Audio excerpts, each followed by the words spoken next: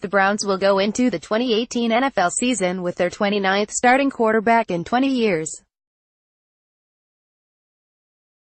For now, given coach Hugh Jackson has said it at least 3 times, Tyrod Taylor is likely to start in Week 1 over Baker Mayfield, the No. 1 overall pick in the draft. If so, Cleveland finally will go into a season without being clueless at the most important position. Starting with their Tim Couch selection at the top of the 1999 NFL Draft, the Browns have consistently whiffed on their QB decisions over the last 2 decades. They've either played rookies too early or waited too long. They've gone through veteran stopgap after veteran stopgap. In the best times, they've gotten lucky with Kelly Holcomb, their lone playoff starter, and Derek Anderson, their lone Pro Bowl starter. Although Mayfield has a higher upside than that of the 4 first-rounders who came before him, Couch, Brady Quinn, Brandon Weeden and Johnny Manziel, Jackson is right in not rushing the rookie into action. Taylor is not some recycled starting option. He's a legitimate one who suddenly puts the Browns in the top half of the league when it comes to starting QBs. Bender, 10 times Browns could have fixed their quarterback problem. Taylor turns 29 in August, and going into his 4th season as a starter, that puts him in his prime playing years. He was good enough to earn a Pro Bowl selection in his first season with Buffalo in 2015 and has put up comparable numbers since.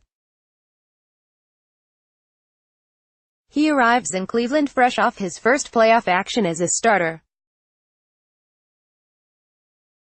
Taylor's experience with the Bills also helps him prepare for his situation with the Browns.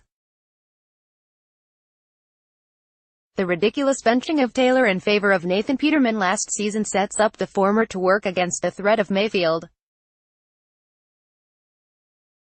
"I'm going to continue to keep pushing, continue to keep working the way I do, ready to take my game to the next level," Taylor told reporters as OTAs opened this week.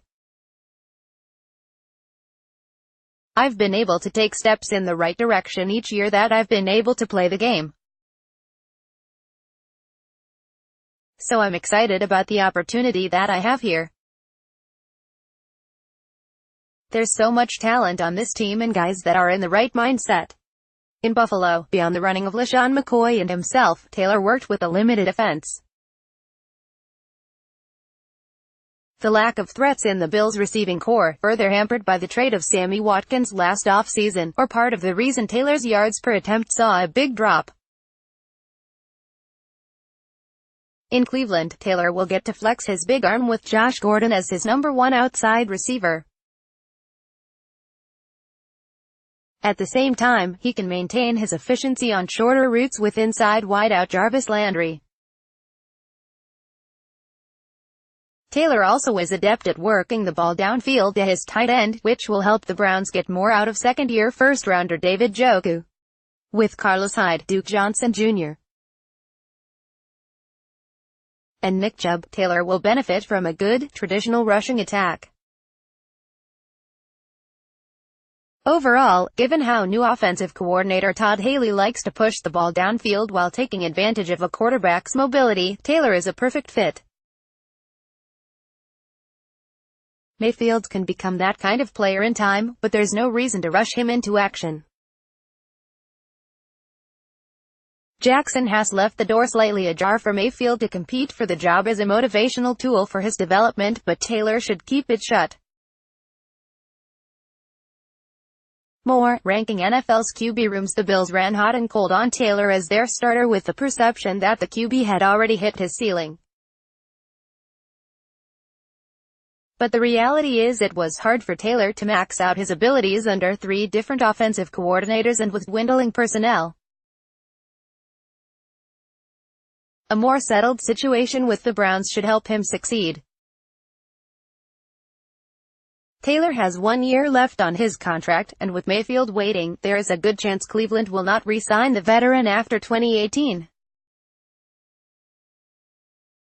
That's another source of motivation for Taylor to put all his energy into using the Browns' support to secure him a longer starting gig, probably elsewhere. The Browns, especially Jackson, needed Taylor for this one season.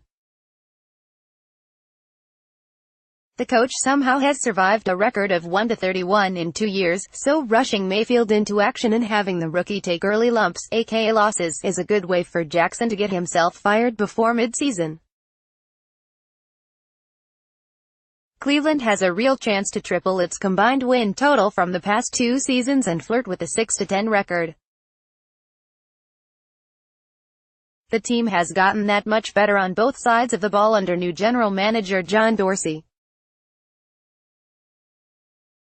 Taylor gives the Browns the ideal blend of caretaker and playmaker they have been missing for years. Thanks to him, sitting a rookie who's supposed to be the future of the franchise is a rare no-brainer. From now through the preseason, let's hope Jackson doesn't let anything bend his mind.